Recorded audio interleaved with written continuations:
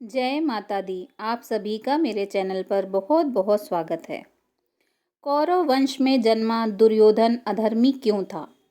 क्या आप जानते हैं दुर्योधन अधर्मी क्यों था? हस्तिना के कार्यकारी महाराजा धृतराष्ट्र और महारानी गांधारी के 100 पुत्रों में से सबसे ज्येष्ठ दुर्योधन थे। गांधारी के होने वाले 101 बच्चों का जन्म से पहले का विकास अलग अलग घड़ों में हुआ था। 101 घड़ों में से 100 पुत्र एवं एक पुत्री ने जन्म लिया। सबसे पहले दुर्योधन का जन्म हुआ था। जब दुर्योधन का जन्म हुआ तो वह रोने के बजाय गधे की तरह रेंकने लगा और जन्म लेते ही बोलने भी लगा था।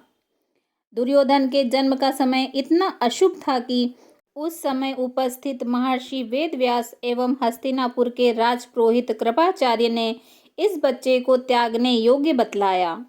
साथ में यह भी कहा कि यह बालक आगे चलकर हस्तिनापुर के विनाश का कारण बनेगा। परंतु पुत्र मोह में धृतराष्ट्र और गांधारी ने ऐसा करने से मना कर दिया। दुर्योधन क्रोध के मानवीय रूप थे। महाराजा धृतराष्ट्र जन्मांध थे, परंतु महाराजा धृतराष्ट्र केवल आंखों से ही नहीं अंधे थे, अपितु मोह में भी अंधे थे। वे पुत्र मोह में इस तरह से जकड़े हुए थे कि वे दुर्योधन के अवगुणों को सदैव हंसी में उड़ा देते थे। जहाँ कहीं उन्हें दुर्योधन की गलती बड़ी लगती थी, वहाँ वह दुर्योधन से कहने में असमर्थ रहते थे, क्योंकि महाराजा धृतराष्ट्र का मोह उनके राजधर्म और पिता धर्म पर भारी था।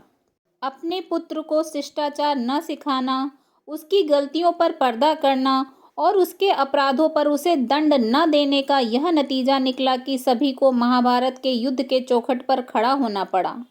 हम सदियों से सुनते आए हैं कि दुर्योधन अधर्मी था, और वह हो भी क्यों ना। जहाँ क्रोध होता है वहाँ धर्म किस प्रकार हो सकता है? क्रोध का जन्म अहंकार से होता है। जहाँ अहंकार है वहाँ धर्म डगमगा जाता है। दुर्योधन के मामा शकुनी के लिए उनका भांजा दुर्योधन अति प्रिय था। यह मामा भांजे की जोड़ी क्रोध और कुटिलता की जोड़ी थी। इस जोड़ी ने साथ मिलकर कितने ही अपराध किए। दुर्योधन के अपराध कर्म तो बाल्यकाल से ही शुरू हो गए थे, जब उसने अपने चचेरे भाई भीम को विष देकर मारने का प्रयास किया था। हालांकि भीम बच गए थे। युवावस्था में फिर दुर्योधन ने पांडवों को मारने के लिए वर्णावत में लक्षागृह का निर्माण कराया, जहां पर दुर्योधन के चचेरे भाई पांडवों के साथ उनकी चाची देवी कुंती भी उपस्थित थी। अपने द्वेष की भावना में वह लगातार गिरता गया। द्रौपदी चीरहरण उसके पतन का एक और ज्वलंत उदाहरण है, और अंततः उसका पूर्ण पतन तो तब हुआ जब श्री हरि नारायण स्वयं युद्ध टालने के लिए मैत्री संदेश लेकर हस्तिनापुर आए। दुर्योधन ने उन्हें बंदी बनाने का प्रयास किया था। दुर्योधन को अनेक अवसर मिले, परंतु हर बार उसने सिद्ध किया कि क्रोध केवल विनाश जानता है। अहंकार, द्वेष, घृणा, ईर्ष्या की जड़ें इतनी गहरी थी दुर्योधन में कि धर्म तक वो कभी पहुंच ही नहीं पाया।